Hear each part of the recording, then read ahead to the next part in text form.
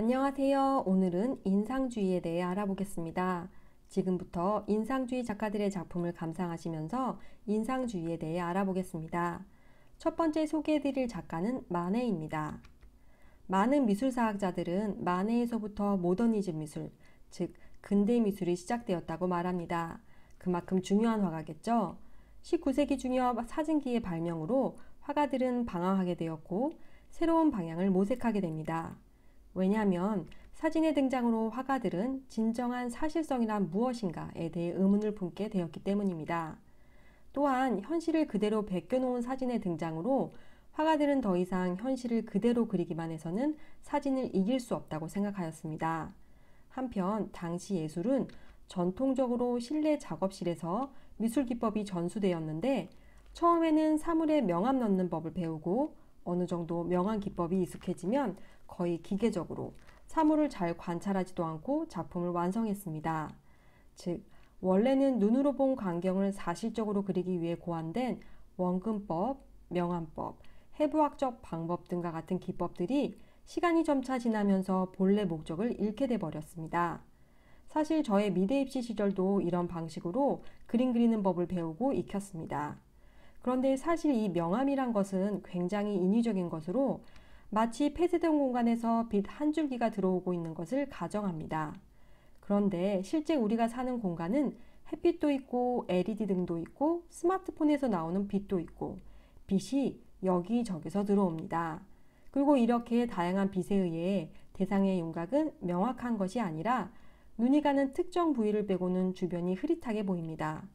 바로 인상파 화가들은 이런 점에 주의를 기울여 아카데미 미술이 주장하는 미술 기법을 보는 대로 그리는 것이 아니라 아는 대로 그리는 것이라 생각하고 이런 발견을 토대로 화가가 실제로 겪은 시각적 경험을 관람자에게 전달하는 것이 앞으로 그림이 나아가야 할 길이라고 믿습니다. 즉, 인상파 작가들은 화가가 본 장면, 화가가 느낀 감정을 표현하는 길을 찾아 나섰습니다. 이런 시대 상황에서 마네는 사실주의와 인상주의를 잇는 다리 역할을 하였고 어떤 대상의 재현이 아닌 예술을 위한 예술을 시작하였습니다. 즉, 그는 이전 그림들처럼 문학, 역사, 성경 등에 나오는 인물이나 배경을 주제로 그림 그릴 것이 아니라 이런 주제에서 벗어나 때로는 특정한 주제 없이 자신이 표현하고 싶은 것을 자유롭게 표현하였습니다. 그의 그림에서 나타난 특징인 불분명한 배경의 윤곽, 애매한 원근법, 극단적 색의 사용은 그림 안에서 공간의 깊이를 느끼지 못하게 해 그림을 매우 평면적으로 보이게 하였습니다. 이것은 기존 그림에서 전혀 찾아볼 수 없었기에 동시대 사람들은 마네 그림을 대충 그린 그림, 미술 교육을 받지 못한 사람이 그린 그림이라고 혹평하였습니다. 더구나 지금 보시는 이 그림은 당대 현실을 고발한 작품이기에 더 혹평받았습니다. 많은 이 작품에서 돈 많은 결혼한 중년 남성들이 젊은 애인을 두고 교회로 나가 퇴폐적으로 노는 사회의 불편한 진실을 적나라하게 고발한 것입니다. 계속해서 마네의 작품을 감상하시겠습니다. 이 그림 역시 앞서 본 풀밭 위의 식사와 같이 불편한 현실을 적나라하게 고발한 그림입니다. 사실 우리는 지금까지 서양 미술사를 보면서 이렇게 누운 나체 여성을 종종 보았습니다. 때문에 이 그림을 보면서 지금까지 보았던 누워있는 나체인데 왜 뭐가 불편한 진실이지? 라고 생각할 수 있습니다. 그럼 한번 이 작품에 대해 좀 더 알아보시겠습니다. 우선 제목 올랑피아부터 문제인데요. 이 이름은 1860년대 파리 매춘부들이 가장 많이 사용하던 이름입니다. 그리고 여성의 빈약하고 현실적인 몸매도 문제가 되었습니다. 그 이유는 기존의 나체 여성 그림에서는 모두 이상화된 아름다운 몸매였기 때문입니다. 한번 다른 시대에 그려진 여성 나체 그림과 마네의 올랑피아 그림을 비교해 보겠습니다. 이 그림은 르네상스 시대 티치아노의 그림입니다. 이 작품은 신고전주의 시대 앵그르의 그림입니다. 이 두 작품 모두 여인의 아름다움에 굉장히 중점을 두었습니다. 하지만 마네는 매우 현실적인 완벽한 비율을 갖지 않은 여성의 몸매를 그대로 표현하였습니다. 또 여인의 눈빛도 화제였는데 보통 나체 여인들이 감상자를 쳐다보는 그림들은 감상자들을 그림 속으로 유혹하듯 그윽하게 쳐다보도록 표현되었는데, 만의 그림 속의 올랑피아는 마치 감상자들을 깔보는 듯한 눈빛으로 감상자를 쳐다보고 있습니다. 화면 오른쪽에 검은 고양이마저도 문제가 되었습니다. 대개 이런 나체 그림엔 신의와 정절을 상징하는 강아지가 곤히 자고 있는데, 만의 이 그림에선 검은 고양이가 노란 눈을 뜨고 꼬리를 쫑긋 세우고 있어 도발적인 성적 본능을 노골적으로 드러내고 있습니다. 19세기 후반에 여성이 이렇게 대놓고 자신의 성욕을 드러낸 그림을 발표했다는 것이 매우 큰 이슈가 되었음은 분명합니다. 그런데 사실 마네가 이 나체 그림을 그린 중요한 이유가 더 있습니다. 그 이유를 알기 위해선 이 그림이 그려진 1863년에 제작된 다른 작가의 그림을 알아야 합니다. 이 작품은 당대 신고전주의자 알렉산드르 카와넬의 작품 비너스의 탄생입니다. 이 작품은 당대 사람들로부터 격찬은 물론이고 당시 황제의 칭찬까지 들었다고 합니다. 그러나 이 그림을 보면 대단히 비현실적입니다. 아마도 애초에 그리스 신화에 나오는 미의 여신 비너스를 소재로 채택한 것이어서 그런 것이기도 하지만, 나치 여성의 몸매가 아주 정교하고 완벽한 비례로 아름답게 표현되었습니다. 그러나 마네는 똑같은 나체에 누워있는 여인을 그리면서도 현실적인 몸매, 비꼬는 표정, 여러 가지 상징 등을 통해 현실은 나 몰라라 하고 이상만 쫓으며 뒤에서는 퇴폐적인 향락을 즐겼던 당시 세태를 비판하고 있는 것입니다. 즉, 사실 너희 상류층 신사들이 쫓고 있는 것은 이상적인 숭고한 아름다움이 아니라 매춘부들과 문란하게 노는 거잖아 라고 대놓고 비난한 것입니다. 다음은 에드가 드가의 작품을 감상하시겠습니다.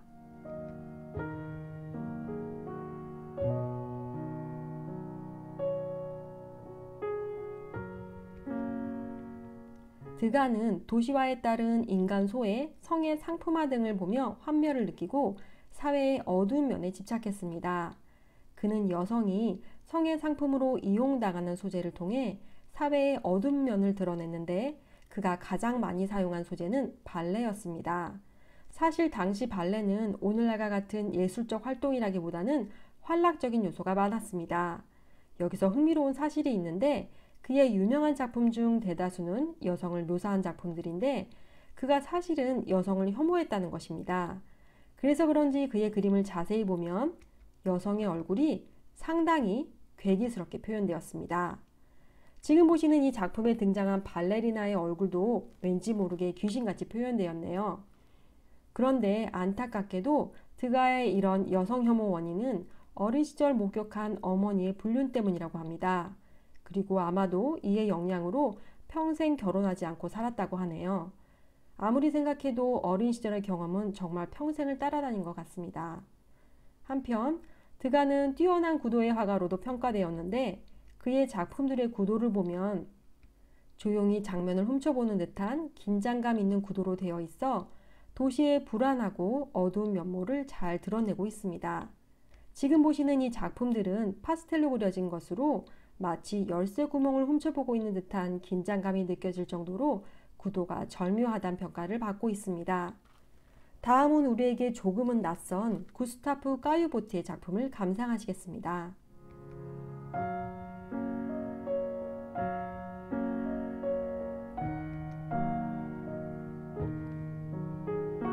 마네는 물질적 풍요와 소외된 개인의 대비를 통해 드가는 마치 훔쳐보는 듯한 구도로 사회의 어두운 면을 드러내 도시화의 병폐에 대한 우려를 표현하였습니다. 한편 까유보트는 새롭게 변하고 있는 도시를 관찰하는 산책가들과 도시의 딱딱한 배경을 표현해 도시화에 따른 사람들의 교류, 공감의 부재를 담담하게 그려내었습니다. 악의 꽃으로 유명한 프랑스 시인 보들레르는 인상파 작가들에 대해 플라네르의 시선을 담아내는 사람들이라고 평가합니다. 여기서 프랑스어 플라네르는 목적 없이 부유하는 산책하는 사람들이란 뜻으로 우리나라 말로 도시의 산책가들, 도심의 구경꾼 정도로 번역할 수 있습니다. 다시 까유보트의 작품으로 돌아가 그의 작품에 등장하는 인물들은 서로 쳐다보지 않고 개인의 개성이 거의 드러나지 않은데, 이런 점은 당시 사회의 도시화에 따른 인간 소외, 익명성에 대비된 역동적인 도시의 변화를 잘 담아냈다는 평가를 받습니다. 다음은 행복을 그리는 화가로도 불리는 르누아르입니다. 르누아르가 활동했던 시대 프랑스는 벨르 에포크라는 시대로 우리나라 말로 번역하면 아름다운 시대 정도가 되겠습니다. 이 시대는 19세기 말에서 1차 대전이 일어나기 전의 시대로 그때까지 유럽은 화려하게 번창해 정점을 찍고 있었습니다. 아마도 그래서 그런지 인상주의 작가들의 작품 속에는 생기 있고 화려한 카페, 카바레 또는 뮤지컬 등의 모습이 종종 담겨 있습니다. 계속해서 르누아르의 작품을 감상하시겠습니다.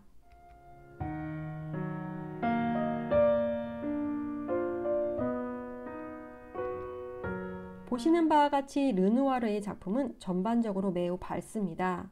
르누아르는 모네와 친구였는데 친구인 모네가 수련으로 유명했다면 르누아르는 여인들의 그림으로 유명했습니다.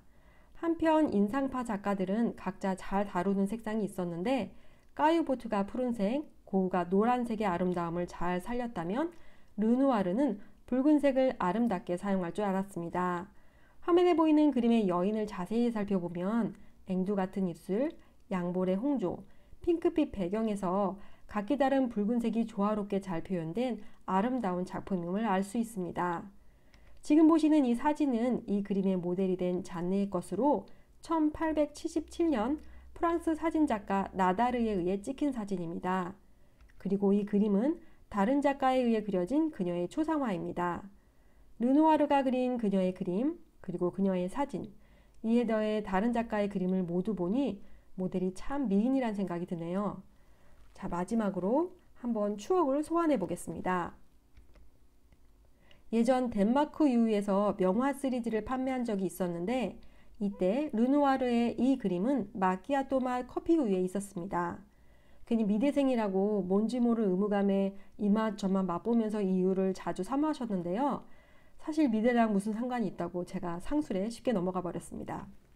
자, 그럼 계속해서 마지막으로 살펴보실 작가는 클로드 모네입니다. 이 작품은 그의 대표작 중 하나인 인상 해돋이입니다. 그는 마네, 피사로 등의 인상주의 개척자들과 함께 인상주의 운동을 이끈 중요한 화가로 사실 인상주의란 이름은 현재 보시는 이 작품에서 그 이름이 탄생되었습니다.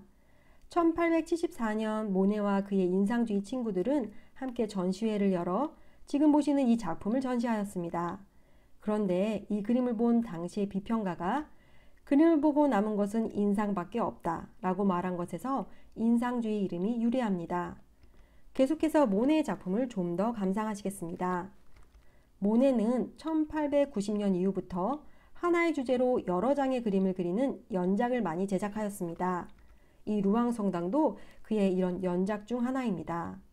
모네는 이런 연작을 통해 동일한 사물이 빛에 따라 어떻게 변하는지 잘 표현해낼 수 있었습니다.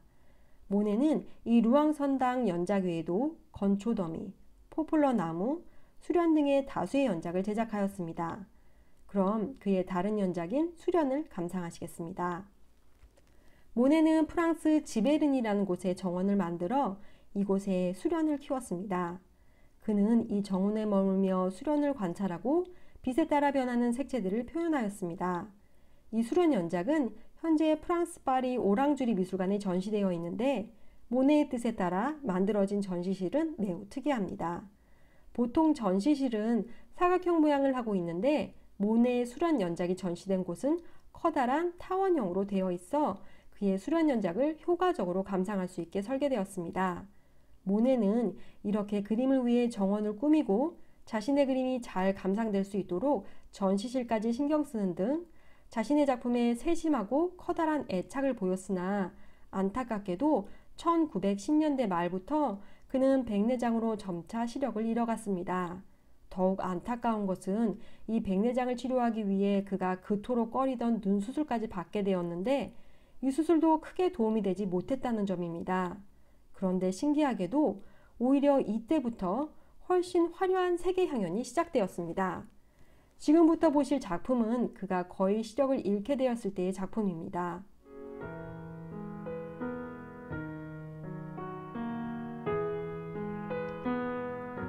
마지막 작품을 보시면 이미 인상주의를 넘어 추상화 단계까지 있다고 볼 수 있습니다. 지금까지 감상하신 작품에서 볼 수 있듯이 모네는 끊임없이 밖으로 나가 햇빛, 날씨 등에 따라 변하는 대상을 집요하게 관찰해 그림을 그렸습니다. 그는 마치 과학자가 실험실에서 연구하듯 야외에서 또는 자신의 작업실에서 빛의 변화를 연구해 캔버스에 표현해내었습니다. 그의 이러한 집요한 관찰의 결과로 대상, 즉 수련에서 형태와 색채가 독립하는 현상을 볼 수 있게 되었고, 이는 근대 미술을 넘어 현대 미술에 큰 영향을 줍니다. 오늘 우리는 19세기 후반 인상주의 그림에 대해 알아보고 감상하였습니다. 그럼 다음 시간엔 인상주의 이후에 대해 함께 알아보시겠습니다. 지금까지 함께 해주셔서 감사합니다.